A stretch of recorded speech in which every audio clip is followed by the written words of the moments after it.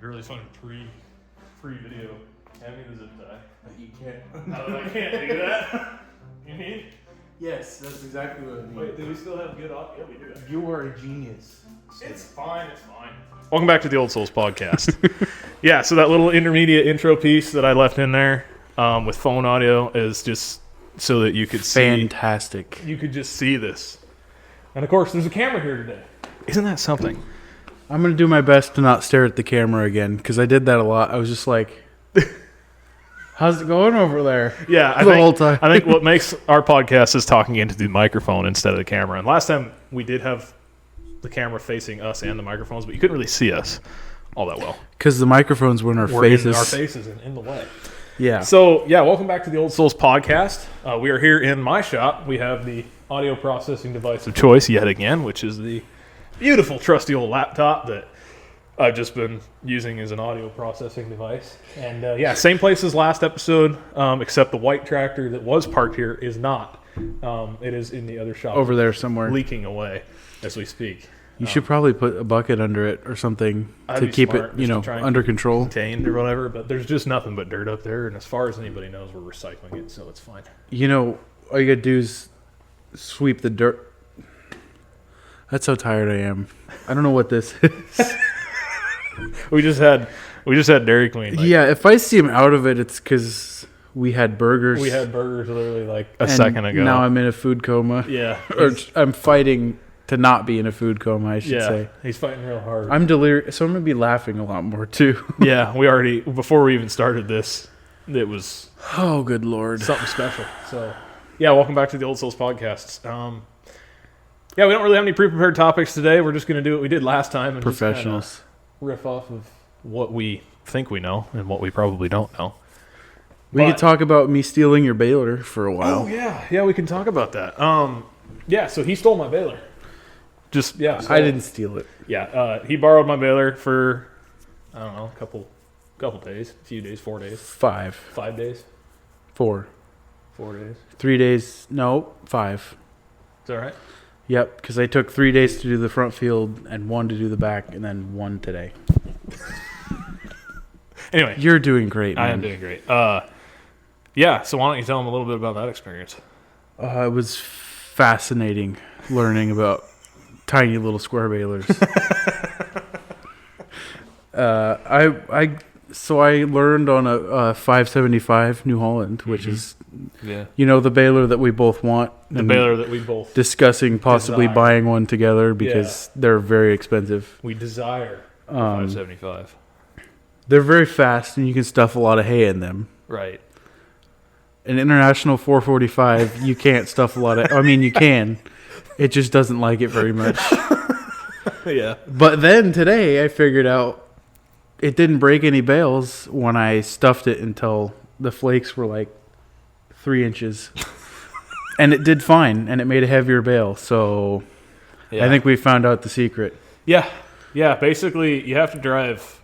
Our hypothesis is that you have to drive at a pretty decent rate of speed to just kind of fill the baler up. Because if you don't do that, what it's going to do is not allow the twine to slip off of the twine fingers, which is pretty important to the baler's function. On a New Holland, there's a little wiper finger that does that for you. Mm-hmm. It goes up and it sweeps the twine knot off of the fingers. But on an International, that is not a thing that is present. International, they hold the knot, and then what pulls it off is the bale moving away from it. So what happens is it gets wrapped up around the finger, and then it tries to tie 2 more knots, and then they break because they're not tying. Yeah, it can't tie a knot if there's another knot already present, because the previous knot hasn't slipped off the fingers yet because you're either going too slow or there wasn't enough hay in the chamber. And So I figured out as long as there's pressure on it when it ties, like if it's packing really hard. Yeah.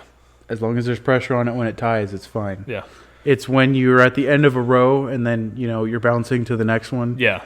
And the thing goes, and then it trips. Trips it and then it ties, misses. And then it misses because it can't.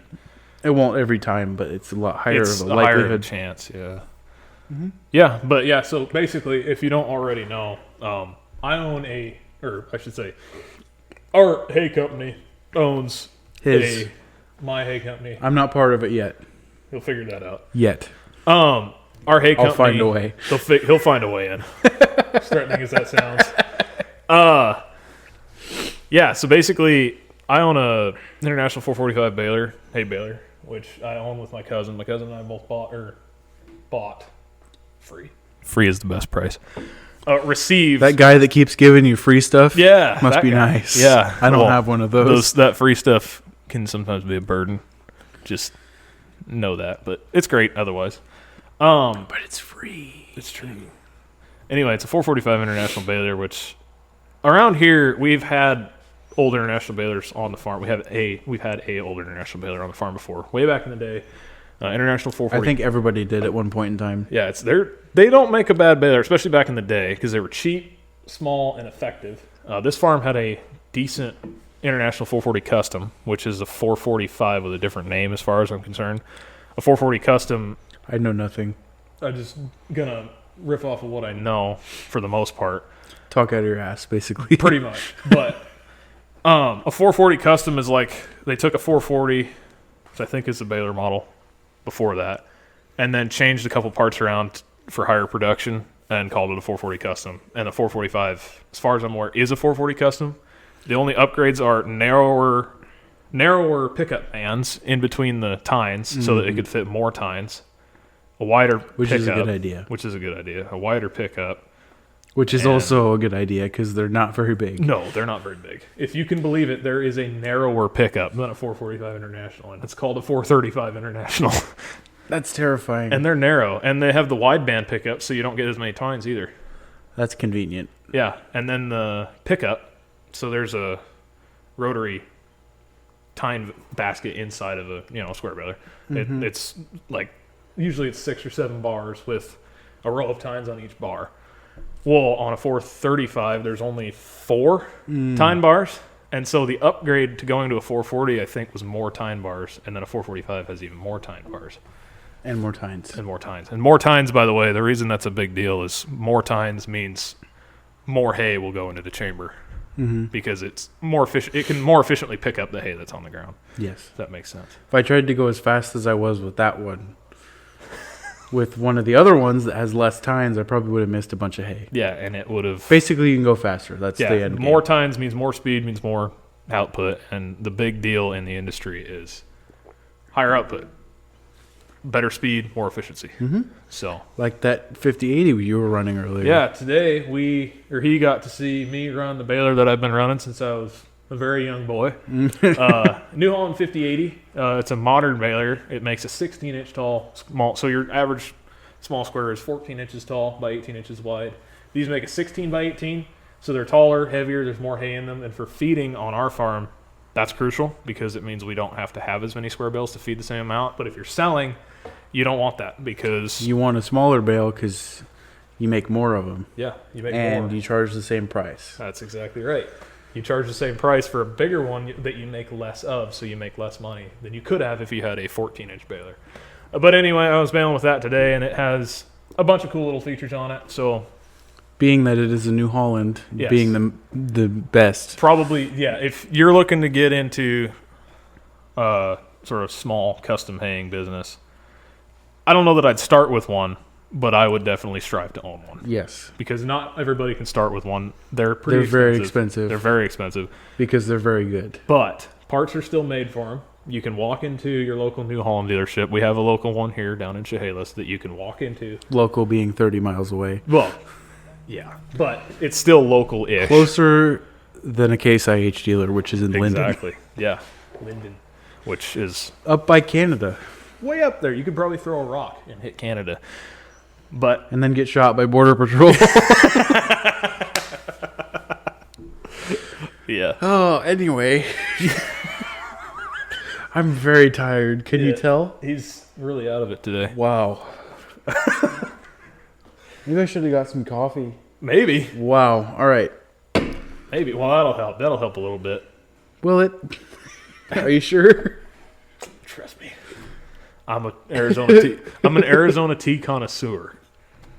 You have a problem, just like with two strokes. That's what it means. They translate the same way. It's the same problem, just it goes from one to the other. Oh, jeez. But I have both problems. They're both equally as bad. That problem's worse because I own them. If I owned any two-strokes, then the problem would be the same. You see what I have to deal with? This guy. Yeah, I know. My other friends do too. Anyway, I can actually say one of our friends' names. Oliver. Yeah, Oliver. Special thank you to Oliver for shouting us out on his Instagram. That was really nice of you. That was a I had no idea. nice guy moment. He told me today. I told him. Yeah, I told him today. Thanks. Yeah, you gave us a shout out. Go follow, if you're listening to this podcast, go follow Oliver. He has a Instagram account called The Greasy Guru. That doesn't surprise me at all. It fits him really well. It does. I don't know if he's going to change that username at all or whatever. Either way, you know where to find him. His name's Oliver. If our instructor's name wasn't Captain Squirrel, it would be Oliver's name. Because he's just like us, except probably worse with the squirrel. Oh, yeah. I'll be back in 5 minutes. Yeah, right.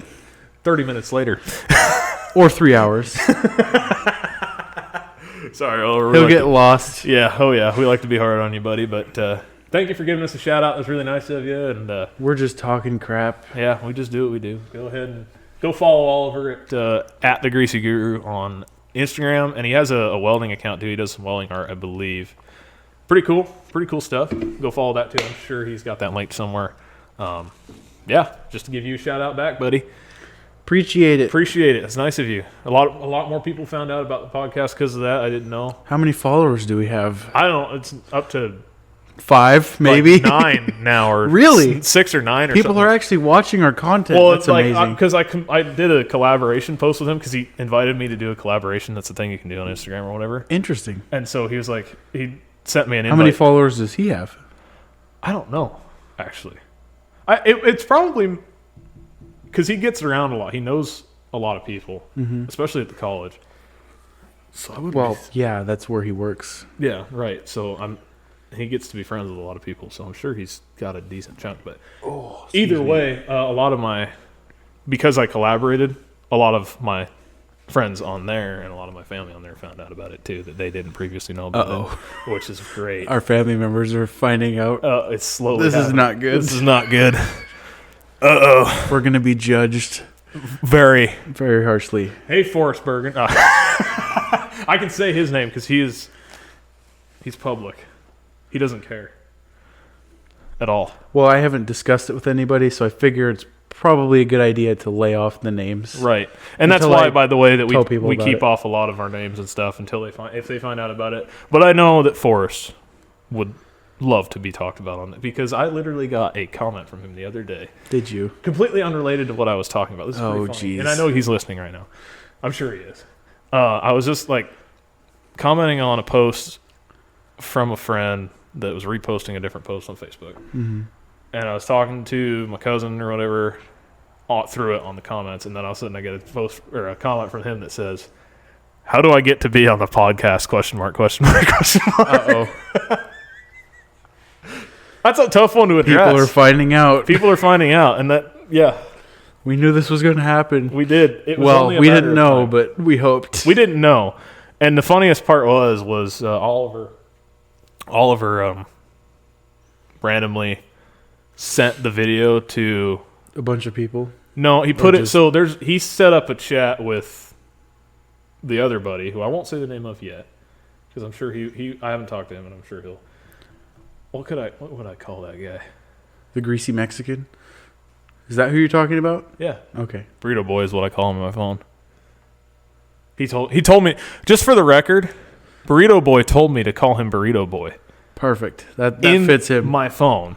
And then forgot promptly later that he told me to call him Burrito Boy. That's great. And so I get a text from him and he's like, "Why am I called Burrito Boy?" Because you told me, genius. Because you told me, genius. Anyway, yeah. He's in that. Oliver set up a thing where he would text the two of us, and then he's like, "I wonder who these two guys are."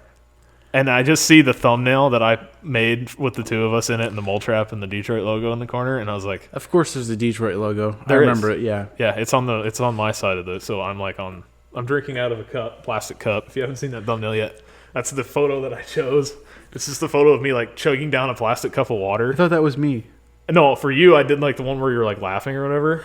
Oh yeah, that's And right. then I was chugging down a plastic cup, and I put the Detroit logo behind me, and I put mole traps on your side, and That sounds about right. whatever else. And that's kind of what I try to do. Usually, I try to do some goofy thumbnails because they get attention. Fun shenanigans. The shenanigans that we do. So He does all the editing. I am not. he does, but he does tell me in the I timeline watch where the we've podcasts. said names. Like he watches it for quality control and stuff. So if we say a name That's that my we job. weren't supposed to say, he'll tell me the time and when it was.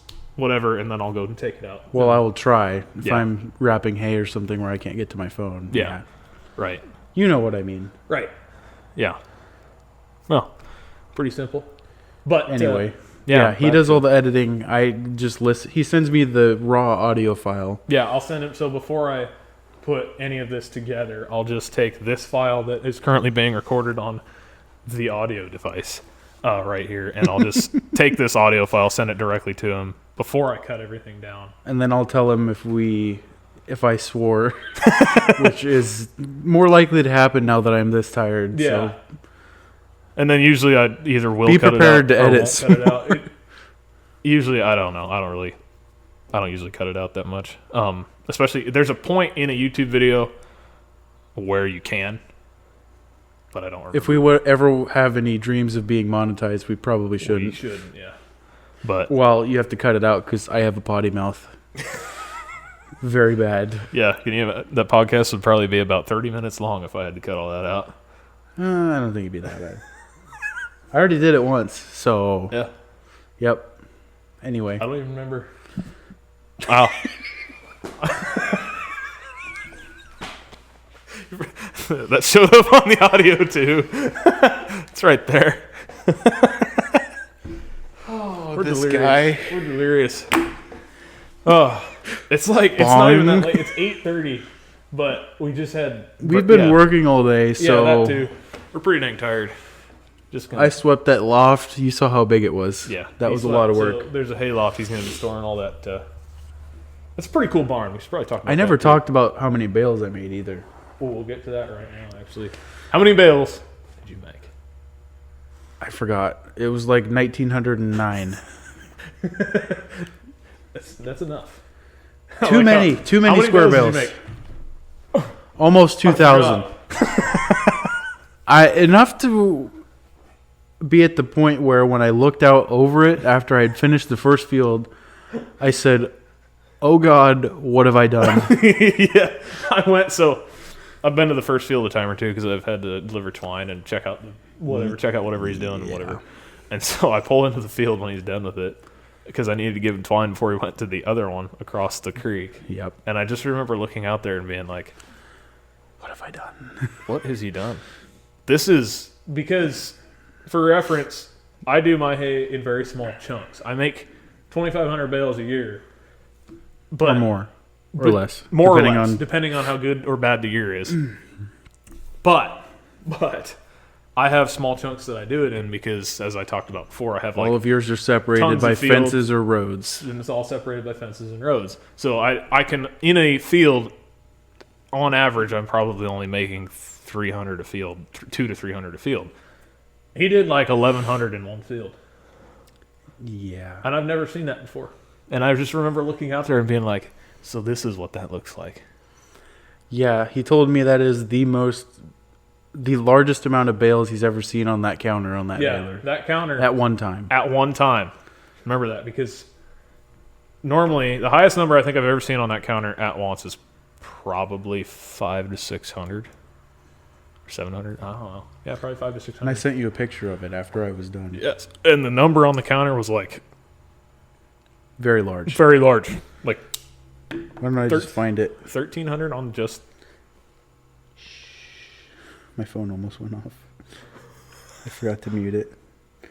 I'm so professional. We're professional podcasters, by the way. If I can find it. I don't think I can. I have a picture of that dusty field. Oh yeah, That was awesome. That was- You should put that. I'll send it to you. yeah. Put it so up on people the can screen. see. 20 minutes in, remember that. You remember that. That's your job. My phone's right there. I can't put it in my notes. I'll remember it. It's fine. 20 minutes in. You ever heard of paper and a pen? We're in the modern age. I have no idea what that means. Okay, you can't say that when you use 50-year-old balers. Or You've tractors. lost the right to do Tractors. that. Or tractors. Tractors from 73. That's not allowed. Yeah, I can't just be like, I don't know what that means. No. Was it on Messenger or not? Yes. That's usually how we talk to each other. Yes, because it's fast. Messenger doesn't save photos to my phone. There it is. 1,696 1,600 bales on the counter. on one field. In one field. Or no, that was... That's, no, front and back of the same person's Yes. property.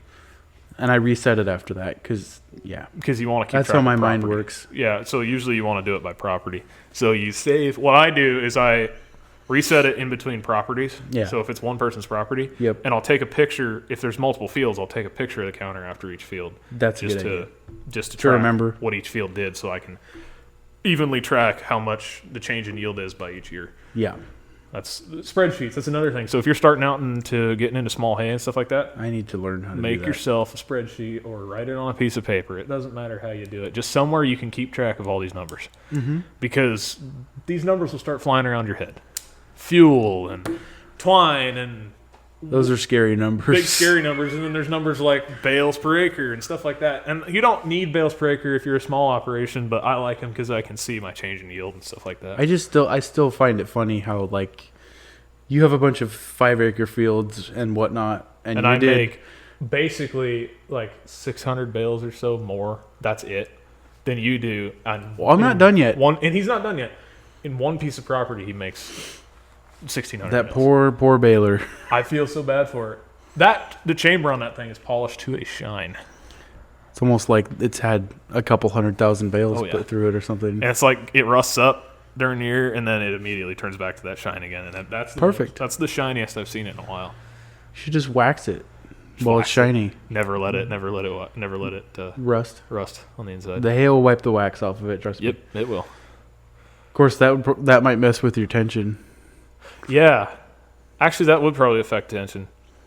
Because Probably. to tighten it up, you just put these little tiny wedges of metal in there inside the chamber, and then bolt them to the side, and that's what helps you get tighter and tighter bales. Like on the New Hollands with the Well, yeah, they have the in adjustable side. wedges, yeah, and those they have fixed wedges, and so what we did was originally it had wedges in it, and then we went to the parts baler and just kept stealing wedges off of it until we got tighter and tighter. You should have seen the bales it made when it first started. You should have seen the bales I made today. Yeah, They're probably 70 pounds. I'm sure They're heavy. I won't tell you what kind of grass is in it. You don't need to know. Everybody's favorite. It's everybody's favorite. Swamp grass. Pond grass. It's the beautiful long stem. It's okay. I don't care. Those are cheap. It's canary grass. Yeah, they're cheap bales. It doesn't matter. Oh, yeah, canary grass. That one had some Scotch broom, some little baby trees that I cut with the mower, some thistle.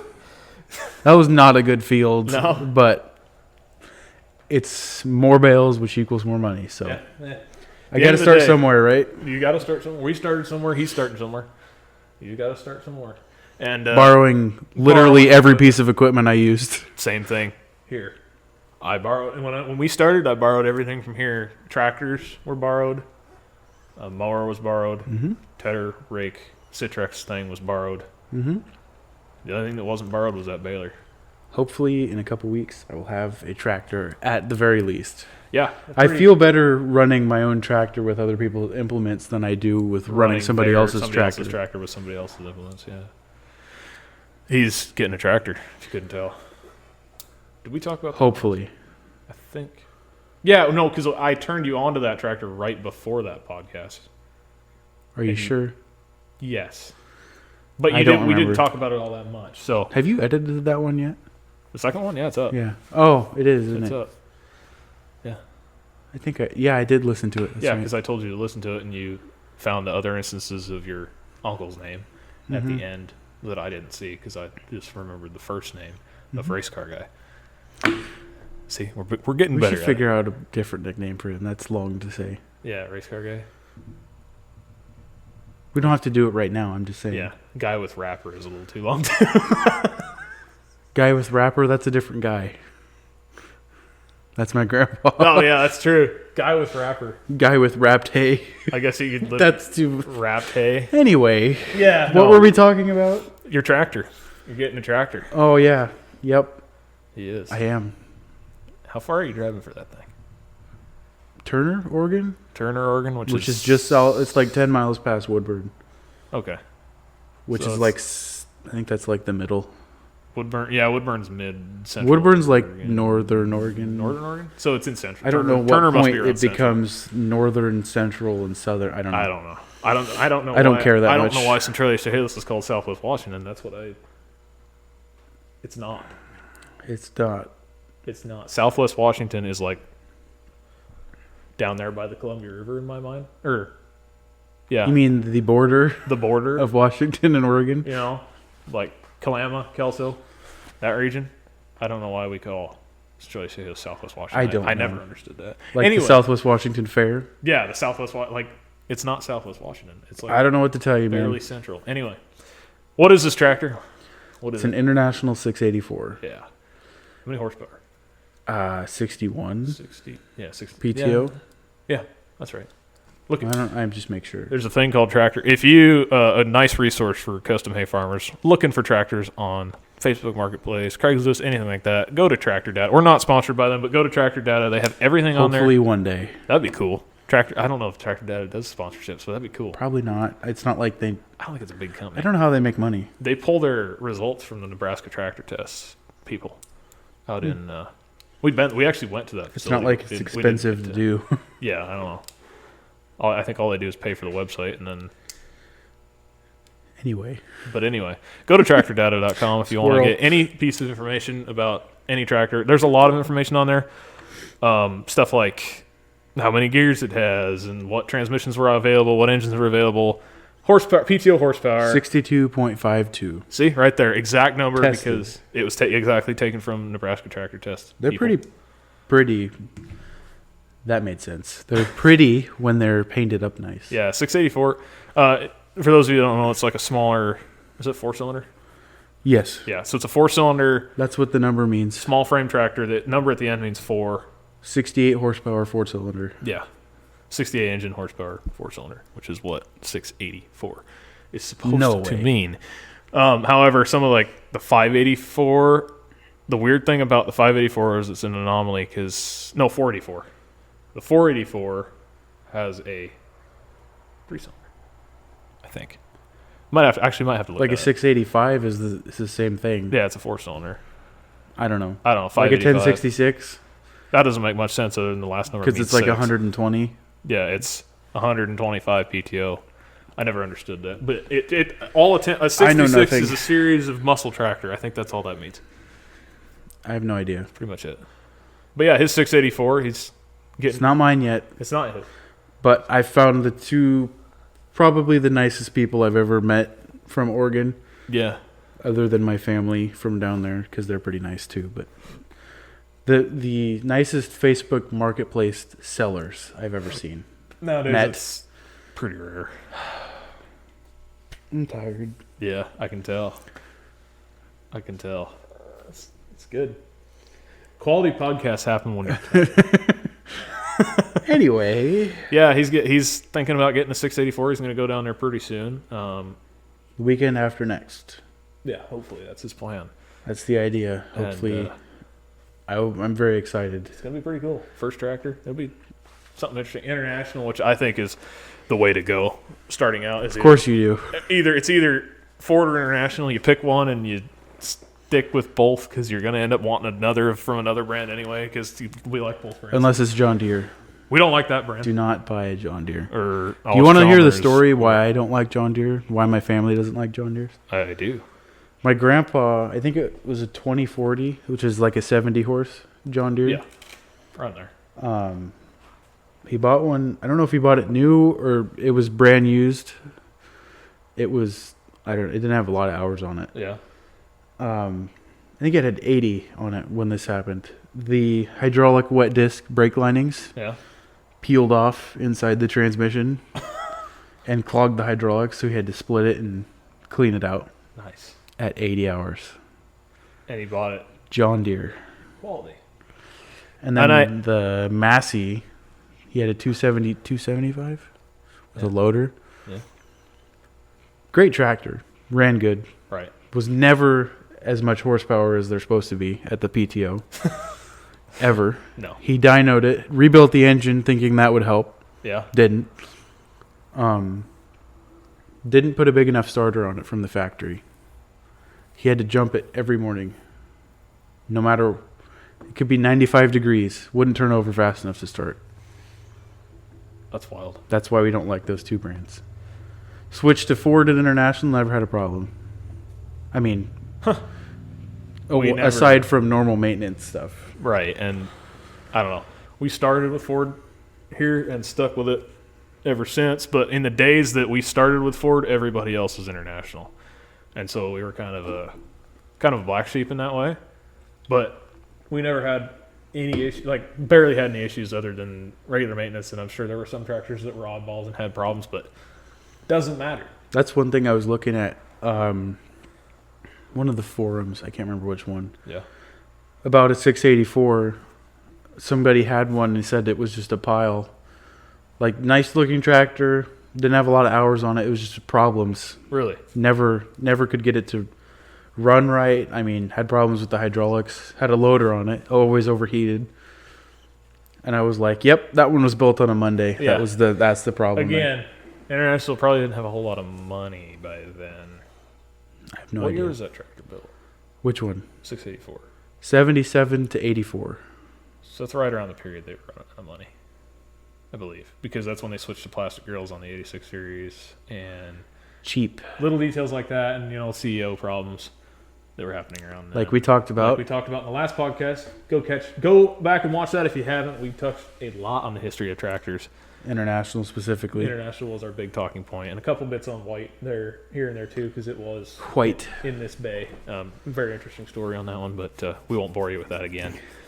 But yeah, no. Build quality is one of those, like I was about to talk about. Build quality does depend on the workers, their, what time of day it is, what mood it is. It's like, it mattered in International's history because they were getting cheap, and cheap labor was probably something they were doing right around then. But were those built in England? Yep. Yeah, that's what I thought. They might have had two factories. Check that. They might have had two factories because I know Captain Short's, his tractor was built in England. Doncaster, England. Yeah, that's what I thought. Just like Ford. Just like Ford. Ford actually went to England the earliest. 60s. Yeah. 65. Well, no. Actually, they were building tractors, the original Ford tractor in England, too, for the war. They had a plant in Ireland. Interesting. But it's like Cork, Ireland or something like that, but I don't know how long that lasted. That's a good book, too, if you want to read that one. Read up Tractor Wars. That's a good book. I have that book. I don't remember who wrote it, but it's out there. There's also a documentary, CBS, I believe, documentary, called the same thing. Just trying to find something. Interesting. What are you learning? That doesn't sound right, but What? Ford stopped building tractors in the U.S. in 1928 That actually, to focus on the Model A. that is probably correct. You know why that's correct? Because However, Ford, Ford continued to build tractors in other countries, including Ireland and England, yeah, to meet demand. So they were building them there and shipping them back because he found your that computer's taking off. it's a jet. There was something in that book talking about that book I was reading. Really? He quit making tractors here and made them over there and shipped them back because it worked. Well, that and there was probably more demand over there Yeah, than over here yeah, because everybody here had one already. yeah, and they liked them, loved them. I think it'd be cool to get. I really want to get an 8N Those are a good classic tractors. and put a flathead V8 in it. I Yeah, want to do what was that kit. kit called? The Funk The conversion Funk kit. conversion? Yeah. But I want to do it. There's a guy on YouTube whose dad did it. Yeah. And the kit has a really awkward looking steel plate because you have to lengthen it by like 2 inches, 3 inches. Yeah. Because the engine's longer. There's a plate that goes from the dash to the hood. Oh, yeah. This guy's dad hinged it at the front and found an 8N hood that wasn't beat up in the back and welded it onto the back so it looked factory. Yeah. And then just... That's similar to what I showed you that tractor, right? You're going to have to be more specific. You showed me a lot of tractors. It's a guy that I know. We went and we visited him over in Eastern Washington. We were picking up the first 1066, and he has a tractor pulling 8N gasser class. It has a overstroked Ford 300 to the moon. I think I told you about this because he clearanced the crank to clearance the camshaft. The crank is machined to clearance the cam. That's how far out stroked it is. The crank has to clearance the camshaft. That's a lot. And it's the block portion of it is all machined by hand aluminum. Wow, that's impressive. It's a piece of art. The headers alone are a piece of art. They're really intricate. It has the carburetor off of an aircraft to make it still fit single barrel class for that tractor It's just pull, huge. but it's just huge. It's like one giant Weber updraft carburetor. It is awesome, and that thing's rowdy. And he did what I was talking about is he did the funk. He did a funk conversion to get it to be lengthened, so that he could fit that engine in it. And then he did the same thing. He made it look another factory hood to lengthen it to go back. To it's nice when people do stuff like that instead of just that thing's a work of art. Pardon that. That thing's a work of art. Oh, that's better. It's a work of art. Mm-hmm. Oh no. Can you tell how out of it I am? Yes. He's out of it, gentlemen.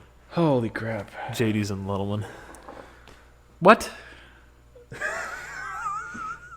Don't confuse me with your word games. Word games are getting to him. What were we talking about? Bales. And balers and stuff like that. And hay and things. We were going somewhere, but we got distracted. With tractors. Because I was asking you about PTO and then all that stuff. And we want a 575. Yeah. That is the We need to baler. find one and buy it. It's the ultimate baler. That is the perfect custom hay baler because it has the wider pickup than the 570. It's like a 580 pickup, but it's on a 14-inch baler instead of a 16-inch baler. Yep. They make a nice bale. They're consistent. That's the biggest problem with the 445 is its inconsistency. It can be consistent depending on how you run it, but sometimes in fields with... I run it better than he does. Probably. I'm not even gonna contest that. Actually, it's not necessarily that. It's my windrows that are oversized for that baler because I use the V-rake. That's a little big. And it's excessive because it fills... Like on a nice the entire first pickup. cutting, it fills the entire pickup of the 5080. Yeah, that's a little big. So you have to narrow this thing up till it looks like that, pretty much, in order to get it to like make, a V, like an actual V, and not like this. It's like that, just in order for it to make a narrow enough row to fit inside that little tiny baler. And even then, it's too much hay because that's what causes the inconsistencies. Is the hay gets big and then it goes thin and big and thin, and it makes the bales all weird and wonky. Mm-hmm. But it's not that baler. It does a good job. It does a good job. It's not perfect because if you look at the bottom side of the balers or the bale's twine, they're facing like this. Just don't look at that side, and it'll be fine. As long as they don't break before people cut them open, who cares? Yeah, all that hay has to do, and some people don't even care if they break it. I've had some people where they break it in the truck, they just throw it in the truck. That happened because that lady that took those 30. Yeah, she grabbed it, and one of the bottom strings she was holding popped off. That's common. And she just turned it over and stuffed that side into the rest of them and was like, I'll feed that one first. Yeah, that's typically what happens because people still need to get their feed somehow, so they don't really care. If the feed makes it to the place without flying out the back. Which that one was on the first row on the bottom. Yeah, so it ain't going nowhere. Pretty much. Yeah, I don't know. It doesn't really matter all that much. It's just if it breaks when they're handling it and stuff, it's kind of annoying, but at the same time, it's on an old international baler, it's bound to happen. That is for sure. It works. It works. It makes a nice bale. Yeah. They're nice and light. Oh, yeah. Light. Unless you stuff the crap out of it, which then it tends to like more. It does. It clears the knot. I've found that out. Clears the knot. The past 2 days. Yeah. Does a good job. Mm-hmm. But for a 50-year-old baler. 50-year-old. Does a really good job. 50-year-old international baler. Yep. Does pretty good. And yeah, I'd say if you're starting out and there's a cheap one that pops up and it's in better shape than that, because secretly underneath all the rattle can spray paint and primer, that baler was pretty rusty and it was pretty hammered. So if you can find a better quality Or international pair. baler or pair, you need a pair is better. A pair is better because you need a parts baler. You cannot get very many parts for those. You can get some, but not all of them. Not enough. Not enough. Yeah, it's a problem enough to where we have a parts baler for a reason. So it's ideal to get a pair. And if you find a good deal on a 445 or a 440 There was custom, a pair on Marketplace yeah, I saw those for like $500. Yeah, good That would parts probably balers. be a good dealer. Yeah, you Dealer. Dealerships. Deal. Deal. That's what I was trying Deal. to say. Woo! Oh, jeez. He said it. He said the word. Did you max out your mic just now when you did that? I did. That would be one of those things where I'd like show up with a crane truck or something and just slap them on the back and take them and shove them in the woods for parts balers kind of a thing. Because that wasn't a bad deal. $500 for 2. You have a crane truck? Yeah. He's finding out about this just now. Was that the blue one? Yeah, it's buried in the Right. dozer barn. Never mind. I've seen it before. You have. It's a Peterbilt. I'll have to keep that in mind. Uh-oh. Peterbilt Like we'd ever get to touch it. 359. Yeah, no. That's a strictly downtown, they use that truck. I mean, I've used it to load my dad used it to load a disc, one of the discs, to bring it back here because it was sitting at my uncle's place forever. I did it now. I punched my mic. You punched your mic. He did the thing that I do all the time. So now he knows how it feels. It's a pretty decent. Lovely pile of 6-liter right behind me. it. What? That's a good example for. He was just talking about 6 liters in the last one Because I own one. because there's one right there too. Well, it's outside. Yeah, but so yeah. right behind the camera. That's the reason I'm pointing that direction. There's one out there, but there's also one on this side of the camera that you might actually be able to see in the peripheral. I'm not sure. I'll look. Amazing how that works. You can't. Doesn't matter. It's Records the whole podcast without being able to see me. No, Just we records can- himself. Well, I didn't mean to make you choke. Calm down. It wasn't that funny. It was pretty funny because I just imagined like cutting that side off and turning the microphone off and being like, you can only hear Just you. talking to yourself. Yeah, just like, who's this insane man sitting in the shop talking to himself? That's great. There's this weird disembodied voice coming from the other side of the room that we don't know where it's coming from. Oh, the fun. Oh, it's great. All of the fun. If you wanted to know what the diesel... I wish I could take a camera with me to the diesel shop sometimes. Because that would make funny. That would be hilarious. If we could just put... What are you looking at? That ball over there? What's that off of? Baylor. Baylor? Our Really? Baylor had a ball hitch on it. Oh, the 50, 60, 50-80. 50, 80. Yeah. One of the numbers. There's a Why lot. couldn't they have just stayed with 575, 580? Why did they go... you can ask that question all then. Why don't you ask why did they change it to 275 Hayliner all of a sudden? They just got into their like... Heritage. Well, their heritage and their... What do you call that? Here, I'll go grab it so they can see what I'm talking about. Ooh, I've been sitting down too long today. Yeah, like what do you call that? It's a What's this? midlife crisis. That's a mower swivel hitch that goes onto your tractor. Grab that too. Actually, I'll grab that. Cool props for the middle of the table. Until you drop it on your computer. That would really suck. Be funny, but it would be funny because we lose all this. Anyway, yeah, like the ball. this is the ball. We have one of those on our mower. New Holland has a ball hitch system for their balers. I thought you were going to say they have balls. We don't know that they don't. I mean, they could have lost. I mean, they lost them around the 90s because they quit making tractors. Yeah. So. Truth. Well, I guess that was Ford. It's Ford. New Holland's different than Ford. New Holland makes You understood the New joke. Holland makes a good baler. Anyway, They always have. they always have, always will.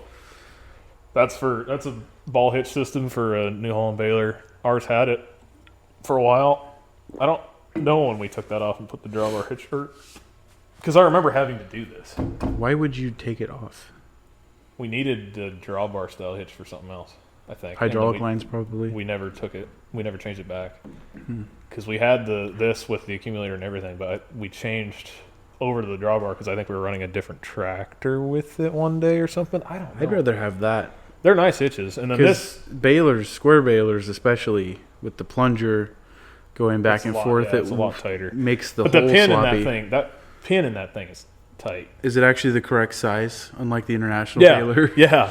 The international baler pin's about that big, and the hole that the pin goes into is about yay big. So if you get in a good, it goes clank, clank, clank, clank, clank, clank, clank, clank, clank. It just wears your drawbar out. Yeah, you don't need tight drawbars. That's fine. This right here is a swivel hitch for a mower. It's really handy. We put this, or not a, yeah, I guess it is, because you put this on the end of your tractor. You pin this to the regular drawbar. It goes through the drawbar hitch on the mower. Oh. And like stabilizes it from being able to do all sorts of dumb stuff. Well, yeah, because when you take a pin and do this with it, it bends things. Yeah, this is to stop it from having all that play and stuff. It's pretty handy. We've had this one for a long time. This came, I don't know. Yeah, right here it says like 1432. I don't know. Had this hitch for a while. We've used it on everything. I put it on my 1066 when I was running it with that mower, so it's really nice. But cool. Is that an air conditioning line I see over there? Where? Over there, by the muffler. Possibly. Muffler. The one in the box that you did for what's his name? No, it's like power steering, I think. Oh. That's off of that 77 Ford. I was wondering if that was for the white. No, I don't have anything new for that. The air conditioning lines are actually like Goodyear. Are they still good? Replaced. The lines are still good. I think he said it has a leak somewhere, but he could never identify Go figure. Because it's an air conditioning system with a leak. With a leak. Weird. Funny. Yeah, we did AC. We HVAC certifications and stuff like that. Mobile HVAC systems. Yeah, and what you learn is some systems are great, some systems are garbage. Yeah. A lot of them are garbage. Most of the ones at the school were garbage. A little bit, yeah. Probably because they've been studentized for a long time. Like a lot of those engines. I really hope. It'd be kind of cool if they got a new round of engines. But you know what's going to happen if they get a new one, though? They're going to get rid of that two-stroke. Go away. That's the first one on the chopping block next to That's what you fell in love with. Next to that throwaway 08? Yeah. Didn't they get rid of that? Yeah, throwaway. The throwaway 08, 3208 for those that don't know. That 3208 was the first one to go out of that batch that we worked on. You know what we can say instead of his name, the man that hates him so much? We can call him Ron Cad. Yes, we can. Yep. He would get that, too. He would. If he ever sees this, he will. I feel like some way, somehow, through Oliver, he would probably find this and be like, what are those two idiots doing? Give us the disapproving just the uncle look or something. Or something like he normally does. Yeah, Ron Cad. Yeah. He has a burning hatred for 3208 Caterpillar engines. They're slow, which is factually true. He calls them throwaways because technically they don't have liners. They were. That's what they were designed to be. They don't have liners. They were designed to be put into municipal trucks and then burned to death. Okay. That is apparently what he says. I mean, that's what happened to ours. Yeah. It was belonged to Mutual Materials. Mutual Materials or whatever. For probably 30 years. Oh, yeah. Easy. It's a and 70. Then my grandpa, 9. 79. 8, I think, 78. Yeah. Yeah. There's a motorcycle. Did you hear it? Well, not as loud on there. Not really that loud on there. You're welcome. I just felt like pointing it out. Thanks. Yeah. They probably just ran the piss out of ours. I'm sure. That just the way that it starts now and the way that it runs. You mean it only running on 3 cylinders when you first start it? Fired up, and then it makes a smoke cloud. Especially when it's cold. It makes a smoke cloud so thick you'd think. Should put a turbo on it. See what happens. Yeah. They make a sleeve kit for it. You bore the block out and then put sleeves in it. Yeah. All right. I feel like that'd be the way to go because. Or you could just tear it out and put a big cam 300 Cummins in it. 350. It's a small cam even a small cam 350 would be fine in that truck. It'd have more power than what you got. That's what they replaced them with. Oh yeah. That's what the newer. I think that's what the newer trucks had. Well, was they Cummins. went to Cummins, like big cam and small cam 350, 400. Because there was a period in time where Cummins didn't make anything worth having. the early days. They were The very, very early. The 285, the 250, the 225, the early low horsepower Cummins as well. Because it went from Detroit. Detroit the first was one the in hot. absolutely everything. That was a hot buy. And then they started kind of fizzling out there. 90s. I mean, they were still popular. They're big time, but once Cummins and Caterpillar started, because then Cat made the 1693, which is that IDI big 6-cylinder IDI thing. They sound glorious, by the way. So Detroit had it for a while. They had the spot. Cat came out with another engine. That engine. Then they dominated for a while, and then it was Cummins. Cummins came out with the big cam and small cam series, the NTC series, which is the 855 cubic inch. So you had your, I don't know if the 300 was in that classification. I'm not certain. I don't have the research in front of me. I have no idea. My phone is over there. You're watching me through my phone, so I can't pull this up immediately. But the 350, you had the small cam 350, the big cam 350, the big cam 400. What a nerd. I spent a lot of my time researching engines. You don't say. I wonder which one you spent the most time on. I know that answer. Everybody knows that answer, buddy. Anyway, yeah, we can't get into that right now because it'll take up the rest of the podcast for me to And you know finish. it will. It will. Because I will finish the rest of this podcast going. And so that's the story of how the serial number went from 6VA to 6VF for the 6V. All right. Anyway. Calm down. Calming down. Calm down. What he was saying was, Detroit for a long time Dominated the absolutely market. everything. They were in Fords. They were in GMC. They were in Kenworths. They were Of course they were in GM. Right, but everything that moved that was a truck or everything that didn't move that was a generator, Or boat. a dredge, a piece of equipment, Excavator. They had a Detroit in it. Excavators, a lot of drag lines, dredges and stuff like that had them in them. Little 3-cylinders. Yeah, anything that could move or not move had a Detroit in it. That was Anything with an engine. Anything with the diesel engine. But the upsides kind of made sense because they were simpler to run. They were cheaper to run, and they were easy to run. But then, diesel technology started catching up. Cat 1693 comes out. The early Cats were, kinks were getting worked out. 1693 comes out. They're like, that's a decent engine. It's an IDI, so it's a little 3208. early. Then 3208. We'll just push that one off to the side, but it did come out. And then They were good for their purpose. didn't they make a 3308 or something like that? Or No idea. They made a 3408. 3408. That is one's the a one good I'm engine thinking of. because it's huge. It's big, yeah. It's a big dog. That's isn't that like a generator engine or something like that? Or I think so. big boat. I don't know if that's the one they put in the big haul trucks or not. Yeah, I have no idea. Maybe like the medium-sized ones. I don't know. I'm I have no idea. not a Cat dealer. I have no idea. Nope. Wouldn't know. But what I do know is that Cat started making better engines, and then Cummins was coming out with better and better engines, and the race was on. But then it was pretty clear by the late 80s, that Detroit was losing pretty badly. Emissions. Because emissions started, well, not just emissions, but power. It was, Why? Because they made no power? yeah. So by the 80s, the trucks, late 70s, horsepower in trucks was kind of becoming a thing. They just added more gears before you then. you had the 400 big cam, and you had the hot top dogs, like, well, you had the 69. I think the 1693 was out around the same time as the 400. But so was the 3406 came out. That was the thing to have in the 80s.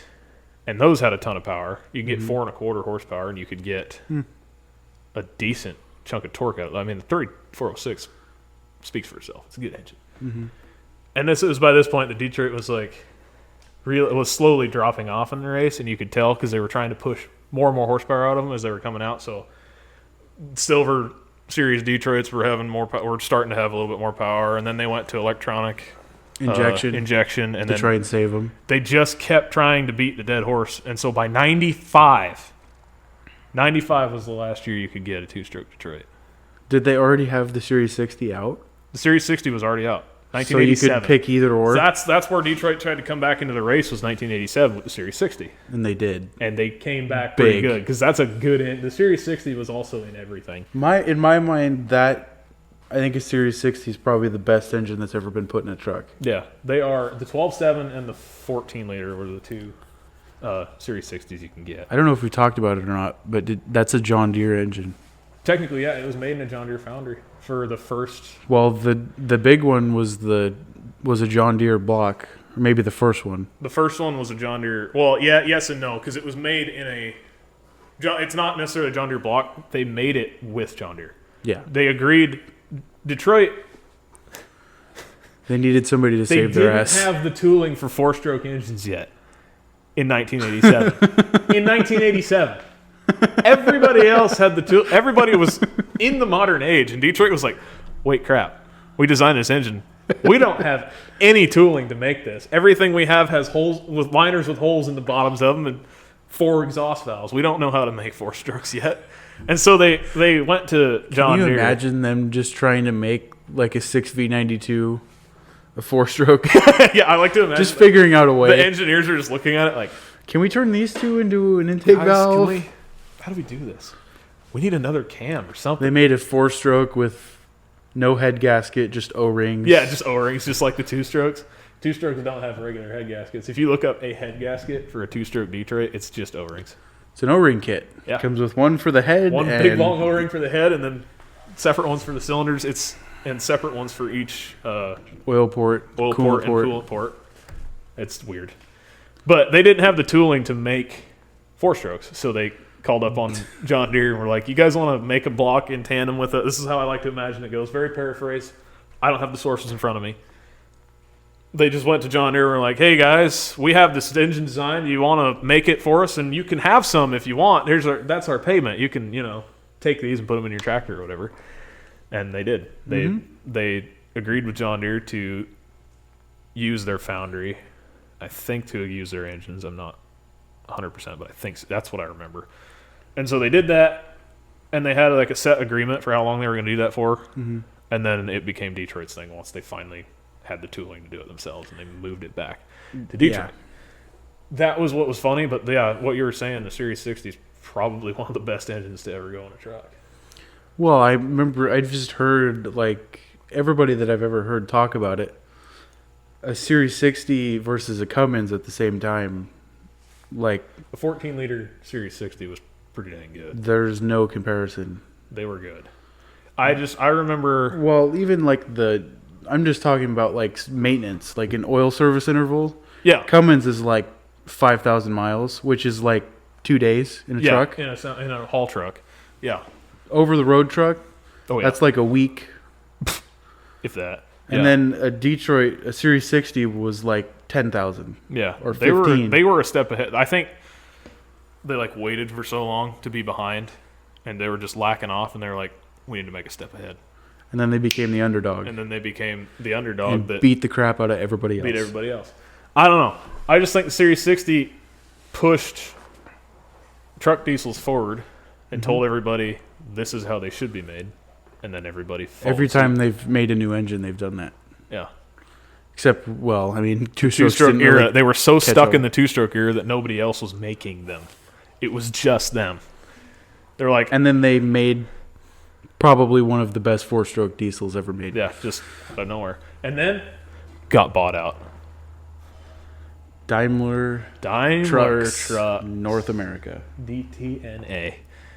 And proceeded to continue their dynasty of efficient 4-strokes, although efficiency... Until they made the dumb decision of canning the Series 60. Yeah, which is dumb. They canned that in 2011. That was the worst mistake they've ever made.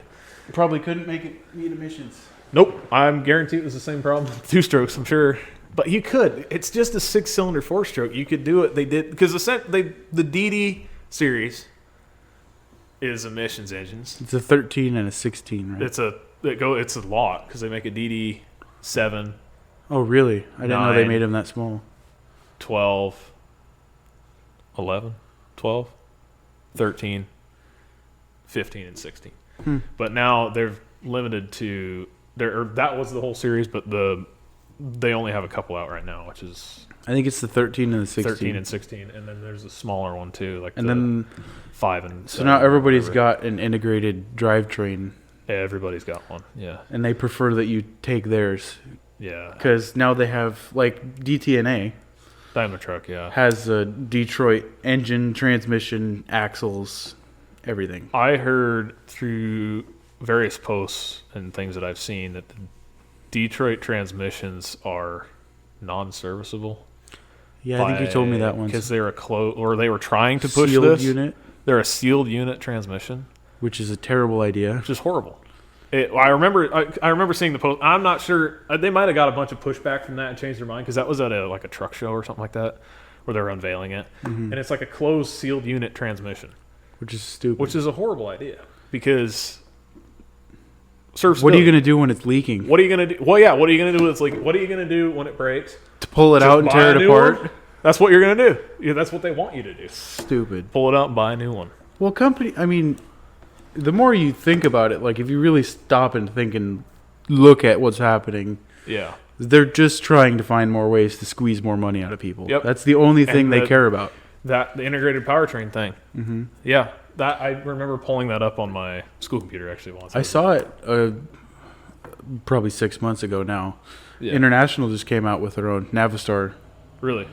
Mm-hmm. International engine, transmission, axles, everything.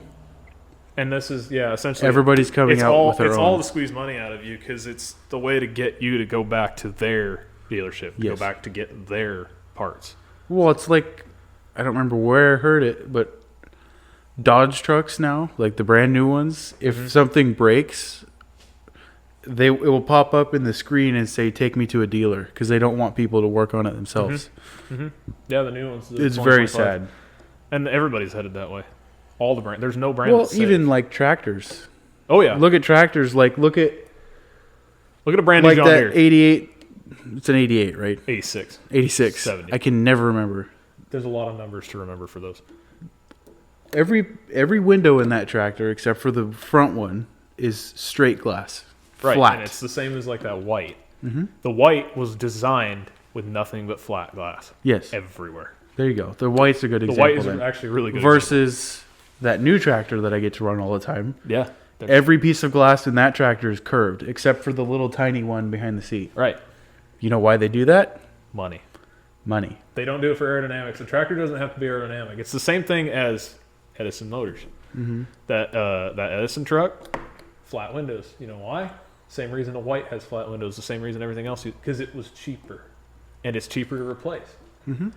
That's why the guy from Edison Motors, he would hear complaints like aerodynamics or whatever, and it's a heavy duty haul truck. It's going to be hauling stuff that is 10 times its air mass, essentially.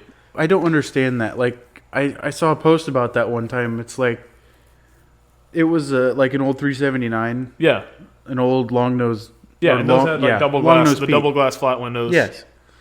Pulling on a lowboy like 100 metric ton excavator. Yeah, something big. And it's like, people were complaining, like, why isn't it more aerodynamic? And it's like, he's pulling like 100 tons. Look back You really there. think that Aerodynamics curving a piece of glass is going to make a difference? Yeah, like What the hell is wrong with you? truck manufacturers are doing the same thing. They're curving the front glass. Mm-hmm. That's exactly what they're doing. Yeah, now You they look all at have one-piece windshields. Everything has one-piece windshields. You look at a brand new T880 or a W990. You look at the front of that thing. All the glass except the sides, mainly, I think.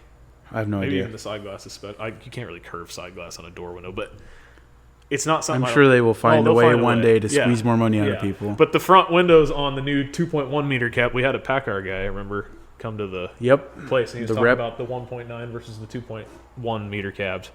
They're going all 2.1 meter cabs, and all of those have curved glass, one-piece glass. I will say, I guarantee you that windshield's easier to replace than a separate piece of glass. Yeah, that's a 'Cause fair the point. glass guy that I know, that's a better way to introduce him. The glass guy. The glass guy that I used to work for.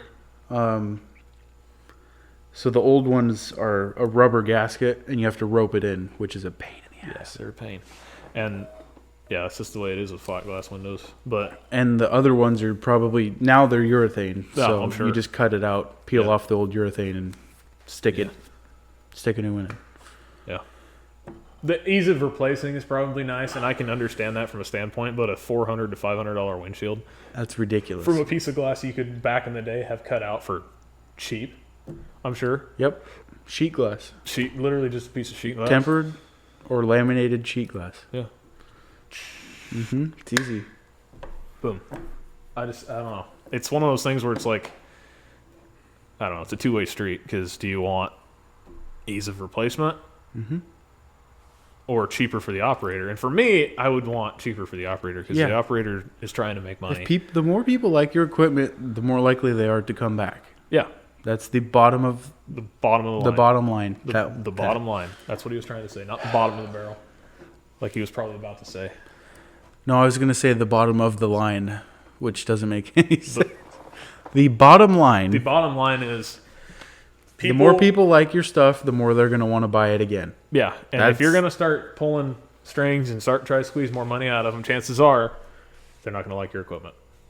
Or they're going to be like us and run 40-year-old equipment. 40-year-old equipment. That's right. If I had the chance. With mechanical injection. Yeah, if I had the chance any day of the week, I'd run a two-stroke truck rather than. I'm sure you would. I believe it. But the trucks up there are four-stroke, and they're just fine. They're all right. They're all right. They'll last. They'll be fine. I say that like they're Series 60s. brand new, but they're like. Series 60 is a good engine. That'd be a good truck. That's like Captain Shorts's, that truck that we bought. That is a nice White. truck. It was. That is fun to drive, too. Oh, I bet it is. Is it as nice as it was? I'm sure it's not as nice as it was when we bought it. Or does he keep it pretty nice? Yeah, it's pretty nice. That's good. That's good. None I of like to hear that. he hasn't put that many miles on it, really. That's good. I like to hear that, because I remember, or saw pictures of when we bought Especially now, it. Yeah. since he's retired. Yeah, he's not going to use it that much.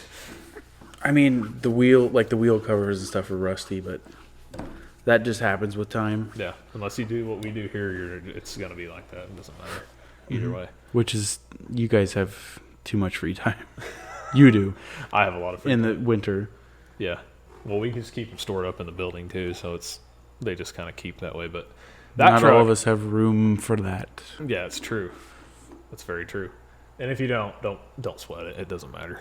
It's as long as it runs when you need it, all good. But I remember seeing the old pictures, like kind of on that vintage kind of camera. It's kind of cool. Like the colors and everything were kind of old school. Like a 90s you kinda could tell. camera. And you could just tell by the because I sent him the pictures when that truck showed up here. It was a white. It's a white Kenworth T800 dump truck, and I just That was converted from a tractor trailer sleeper truck. What was it, a sleeper That's too? what I remember. That's what I heard. Yeah, Huh. I think it was a tractor trailer sleeper It's truck. still got the switch and the dash for the sliding fifth wheel plate. Yeah. We don't take that. Funnily enough, I think that there's a truck up there. Yeah, because that silver truck with the N14 in it, that was a log truck for it. It's probably cheaper. My that dad way. worked on that one. That was my dad's, and then that white one he worked on too. He did the same things to that one that he did to that silver one, pretty much. Both are nice trucks. That white one was beautiful. I remember looking at the pictures. I was like, man, It's still pretty nice. that's a nice truck. Yeah. But I love 60. Jake brakes. Oh yeah, That's like one of my favorite sounds. that C15 up there. Talk about Jake brake. That is a sound. 6NZ C15, which is the best year of the C15, the last year, and they had no emissions equipment, just raw 2,000 pound-feet of torque, 505 or 525 horsepower. There you go. They were kings of the hill, for sure. Have we talked about these yet? What? Tees? Oh, Arizona tees. Yeah. Well, we briefly touched on it a little bit earlier, but I don't think we really talked about them. I mean, we don't have to if you don't want to. No, I mean, I don't know. Never talked about it. That's good stuff. It is. They're great. That I started buying them. I don't remember when I started doing that. I don't know. I didn't know you yet. Yeah, he didn't know me. This is long before he knew me. This is a few years back. Started buying them because they tasted good and they're 99 cents. That's a pretty good way to get me trapped in there. Is he'd say Cheap and good. and taste good. Yeah, He loves food. I do. That's his thing. I do. And like good food. Like I'll make anything as long as it's got enough flavor, it's got good flavor and tastes good. And for some reason, there's a very complex flavor profile in an Arizona tea that you just don't get from any of the other brands. It's a lot of big words there, but what I'm essentially trying to say is that has a really different but still really good flavor. It has like this, I don't know, citric-ish, like bitterness at the end, but it's really good somehow. I don't know why. Sweet, like it should be. You're getting a little too detailed for a can of sweet tea. That stuff is a part of my life. I'm aware. There is a fridge in this shop. That's where I was going with that. Yeah, That's what I was going to talk about. 2 or 3 years running. 2 years running, because I think we got that fridge. There's a mini fridge on the counter over there. Yeah, on that side of the shop. That he buys tea for. Yes. And if you take one, you leave $1 to pay for it. Turns back around and buys that tea again. Mm-hmm. And it's just and if you leave a 20, he'll give you free tea for the rest of the summer. The rest of the summer. If you come in here and you slap down a 20, that's 20 teas. That's like most of the fridge. Since I just gave you enough money to pay for another whole case. Basically, yeah. A case is 24, so that's almost a whole case right there. That's pretty good. But yeah, no, that mini fridge for like 2 or 3 years running now. I don't know exactly the number, but we would go to Winco A good Foods. long while. Oh yeah, a long enough while to where that's become my thing. And me and my cousin drank a lot of those. First year we were hanging. That was your thing. We chugged a lot down. And then the second year, there's a cooler. First year, we always had a cooler, Arctic 65. Like nice white insulated cooler. We'd slap that sucker in the baler pickup, full of ice, full of those teas. And we just throw it in the baler pickup and tow it along, and then we'd strap the toolbox to the top of it. That's how we used to run. Because we drove the tractors everywhere. We didn't take trucks or anything with us. Oh, you still do? We still do. Oh, yeah, for sure. We don't take the cooler full of teas as much anymore, but when we were super heavy into it, him and I, full 65, whatever that 65 stands for, it was full just of ice and nothing but tea. And it was like, you'd open it up and it was like a gleaming like beam of hope. It was like, oh, it's beautiful. Yeah. But yeah, that fridge gets stocked every year we go to Winco because they sell it for really cheap. And so we go there. Winco is an amazing store. It is. And there's one coming Centralia. pretty soon to Centralia Chehalis, which is the weird place we call Southwest Washington. Cosmopolis? Yeah. Yeah. That's what it's called. Cosmopolis. You know, like State Avenue, where Northwest Truck is down there? Yeah. That's where their address is. It says Cosmopolis on the address sheet. That's funny. I thought that was interesting. That's interesting. That's what they call the area where it's kind of like not quite Chehalis, not quite Centralia. Cosmopolis. It's in between Cosmopolis. It's in between the two. Centralia is named because it's central. It's a central area it has a big rail station running Hub City. Hub City. Yeah, Hub City. Because it's central to everything up here. But yeah, I don't know. Stock those teas up. Winco's coming soon. That's pretty exciting because that'll be closer than going. There's supposed to be All the one way coming up at Tumwater too. Really? Mm-hmm. Where's that going to be at? Supposedly, what I heard, I don't know if it's accurate or not, they're going to buy the old Costco. Really? And Costco's going to build a bigger warehouse right there somewhere. Right by Really? the freeway. So they're going to buy the 555 Trosper Road address or whatever? The one that's there right now? Costco? Yeah. Really? Supposedly. I don't know if it's true or not. That's the rumor. Yeah. I'm still excited for the one in Centralia Chehalis Well, yeah, that'll be nice. because that's a lot closer than where you have to go right now. So I'm all right with that. So we're up to an hour 17. I don't know. We're getting there. What else do we have to talk about? I don't know. I guess, I don't know. Wrap up with, I don't know if we need to wrap up yet. There might be some topics, but I don't know what. I don't know either. We're tired. Yeah, we probably should have thought this out more. That's Maybe. my fault. Maybe. Because I pressured you into it. But the last podcast wasn't thought out either, and it worked great, in my opinion. They do. And this one worked out great. It didn't even feel like an hour. So you're going to haul hay tomorrow? Yeah. I got something to do. Yay. Yeah. I'm hauling hay. I've got, I don't know how many bales I'm going to have. I still have more to bale, too. Well, there's like 300 out there or Yeah, something. and then there's going to be like 400 or 500. Nah, probably 400 total. It still amazes me how much hay you can stuff in that thing. It'll just take it. Oh, yeah. 50, the modern, more modern New Holland balers are Pretty impressive. I want to see one of the new ones run, just out of curiosity. 275. Yeah, that's like Lease one like I just was to run saying it, just before, to see what it's like. Yeah, just to see, because I don't know what that'd be like, a newer New Holland baler. I don't know if Brand you new. can. I don't know how much it would be to lease it. That might be interesting. Brim has them, right? Yeah. Yeah. That guy that I know down there. That guy that you know down Yeah. there. Yeah, that guy. He was putting one together one day when I was there. Yeah, there was one of the that, times I was there. they were trying to sell for cheaper. It might have been a damaged one or something, but They there was one that was still on the side pallet. Like, it wasn't even put together yet, and they were selling it for like decently cheap for a brand new baler. yeah. It was on I wouldn't Craigslist. mind. I mean, it'd be nice to run a brand new baler. Yeah, I don't know.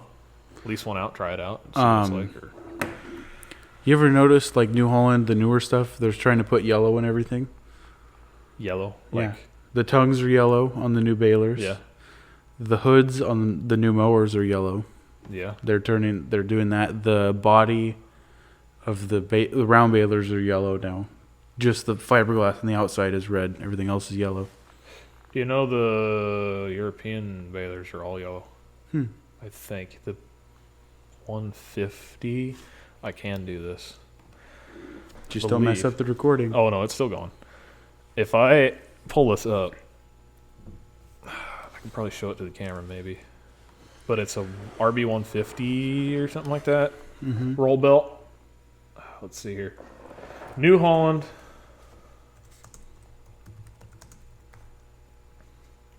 $150 Euro.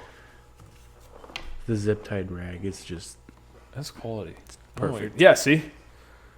The roll belt. I can't The see. roll belt series baler in Europe is yellow. The whole thing. And you know their combines are yellow over there too. Well, They're yellow here too. They're yellow everywhere. Everywhere. But I wonder why they're trying to push yellow. I don't think their mowers are still red over there. So I don't understand that. The hoods are yellow though. Yeah, they are now. The new ones. Maybe they're gonna try and make them all yellow. Maybe they're slowly trying to creep. I don't like that. I don't. The yellow is kind of. I like. So the older New Holland red, I think, is a little too orange. Oh yeah. I like the new one. I dark- love like that that dark, dark like red candy up there. apple red. Yeah, that's a good look. That's a good color. Yeah. But I don't like the older one. I mean, orange. it's not bad. It's just a little too orange for me, especially when it fades out. Well, yeah, if it fades, if you let it fade out, like I'd buff a lot of that stuff. And where Buffing compound stuff is behind me. Yeah, I don't know. The yellow like thing. even that's a little too orange for me. You think so? I mean, it's not bad. I still like it. It depends on the light though. That's very true. This is like a whitish, stale light, and when you're out in the sun, it's different. Stale light. That's Stale. different. Stale. It's a cold color, actually. A cold light. It's cold. I don't know. I mean, yeah, I know, but I don't refer to them that way. Anyway, Yeah. for how many times have I had to say that? Anyway. A lot. Take a swig every time you hear us say anyway. They'll be plastered by Yeah, Don't do that's that. a- That's a bad It's idea. a great drinking game, actually, for this podcast. Oh, jeez. You'd take like 100 shots by the time you're done with this. You'd probably pass. You're still not supposed to do that. Hat's a little too low, I think, is half the problem. The other half You don't want to know a solution for that? What? Take off. it off and put it on the I table. don't like taking my hats off. There's a tractor on that hat. Holy crap! He took his hat off. Look at that. It's the first time you've ever seen me with my hat off. It's the only At time. least you're not bald. I mean, I know a man that is. His name is Ron Cad. He wears a hat all the time to hide it. he's I think. gonna be pissed. And that makes me so happy to think about. Just to think about that. It goes back to me thinking about, I don't know what I can call this kid. Burrito boy. No. Different one? No. Different one that always made Ron Cad mad on purpose. Pushes buttons. Oh, Sunglasses. I could call him sunglasses, I guess. you could. Aviator sunglasses. Is he coming back? No. Oh, I think he we lost a lot of good people. I know. That was. Oh, man, I'm going to miss that guy. 12 valve. Was he 12 coming valve? back? No.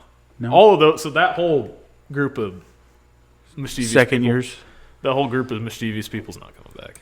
Huh, that's So, pretty sad. Like Who do we got? We got me, you, you, my girlfriend, yeah, Burrito Boy, Burrito Boy, Oliver, which we can say.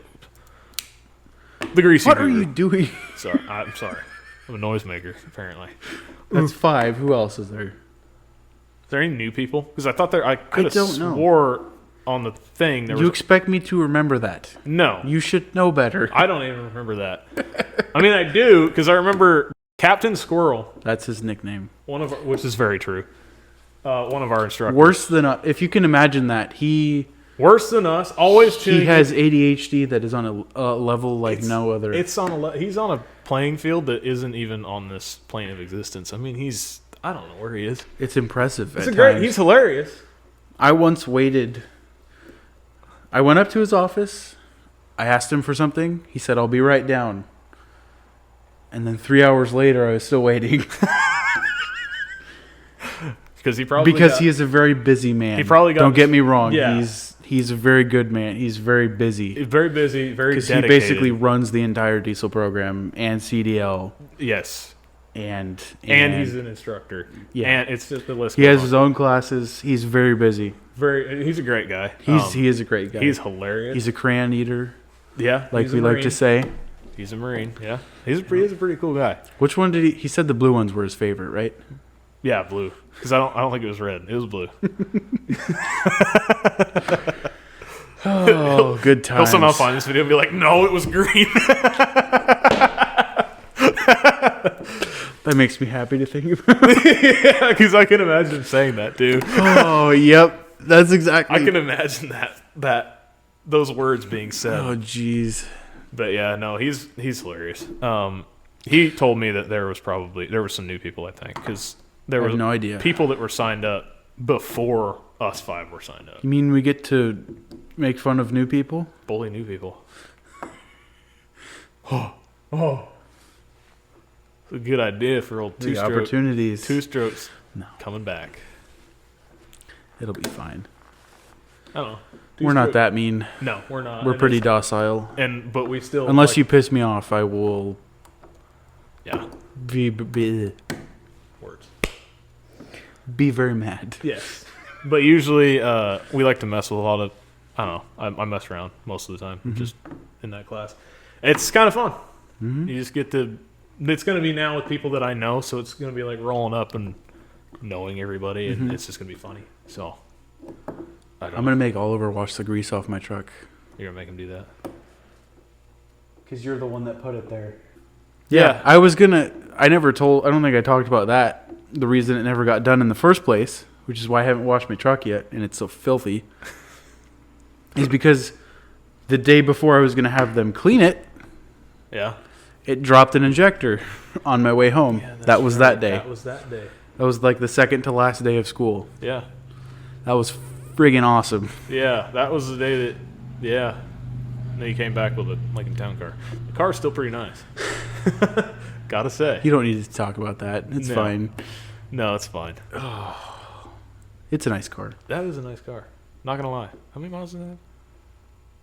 It's under 60,000. I think it's nice. It had like 32 on it when they bought it. It's a really nice car. That is a nice car. Nice car. But, yeah. Anyway, Yeah, there's another shot. Yeah.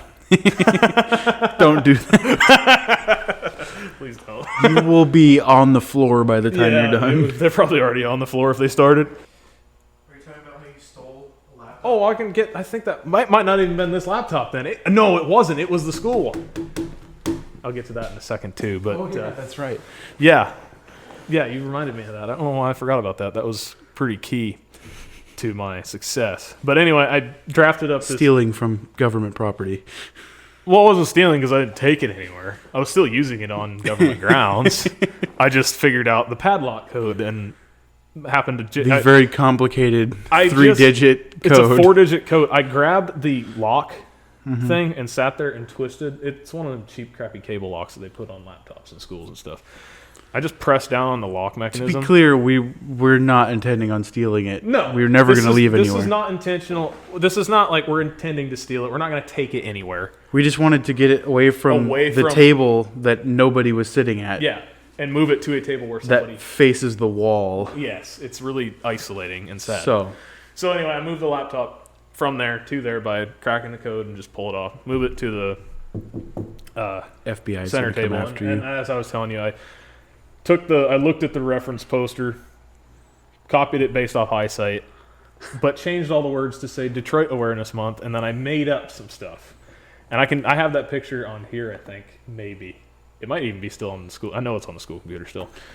Anyway, it said stuff like guest speaker talking about the greatest diesels, which was, it was a riff on random stuff. There was a guest speaker for that other Awareness Month poster, and I just inserted my own I garbage. believe it was Sexual Assault Awareness Month. Yes, it was.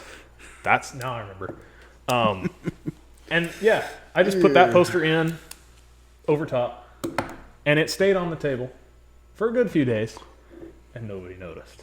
And so I made my greatest plan. I was going to move that, I told you to put it on his desk. and by my greatest plan, it was his idea.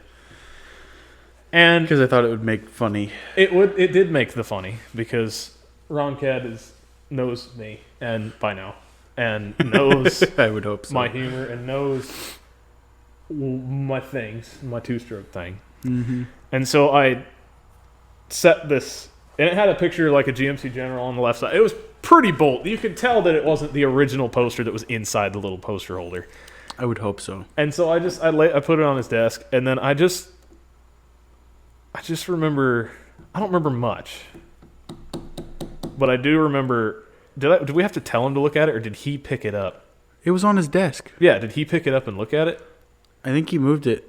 I don't know. I don't think we were there when he saw it. I just remember it being back out on the table Yeah. in the main room. I'm surprised he didn't take it out and tear the piece of paper up and then put it back, because that's the kind of person he is. Or put it in your toolbox or something. Yeah, covered in like grease or something. Wouldn't be surprised either way. But yeah, I made a fake poster, put it on the thing, just saw how, and it lasted forever before I decided to. I think it's probably still in that poster holder. Probably. Nobody ever moved Nobody it. moved it. It's probably still there. I We'll don't have know. to see when we go back. That'd be really funny if we go up into the loft and it's right there.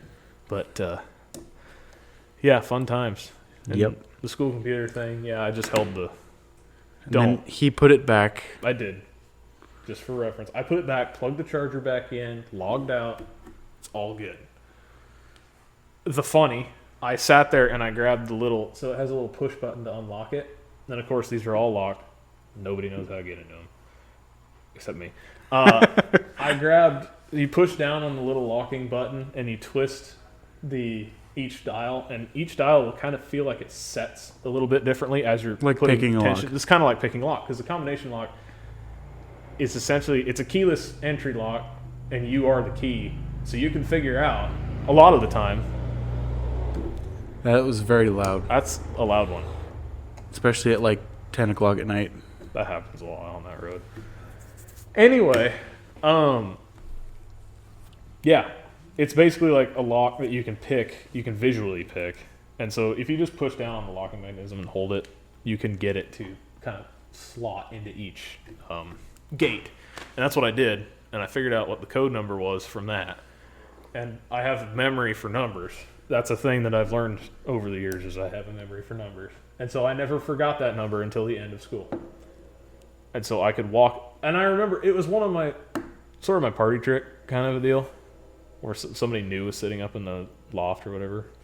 I could just walk up to it and click, unlatch it, and then put the laptop on the desk in front of me. But yeah, it was kind of Or handy, you could just, actually. bring that one. Yeah, and I never did, because I always forgot, because I was smart.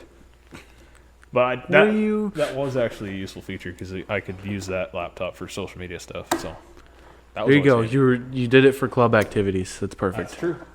There you go. That was the whole point. Yeah, it actually was. That's how I made all my posters. Sure. Sure. Anyway, Yeah. there's another shot. Yeah, I don't know. Just wanted to end with thanks for watching. Thanks for listening, most of all. Let's wrap up here. Yeah. Call it a night. Thanks for It's joining been us. a long day. Thanks for joining us in the shop. Once again. Yeah, this has been the Old Souls Podcast. And yeah, like, comment, subscribe. Do everything. Get this podcast shared. Please. Be nice. Be nice. Come on now. It's nice. Do it all. Be Oliver's an example. Be like him. He's a good person. He is. Be nice. Yes. All right. Yeah. That'll be it. Hopefully we'll do this again in a week. Yeah. Like we said the last 3 times. Like the last. 2 times. 2 times. 2 weeks. This happens all the time. That's how it is when Hay you're starting season. out. Hay season is frantic. So, thank you for joining us, and we'll hope you enjoyed the show. And we hope you'll enjoy the next one. See you again whenever we get around to doing another one. Shouldn't promise anything yet, but Yeah, definitely not.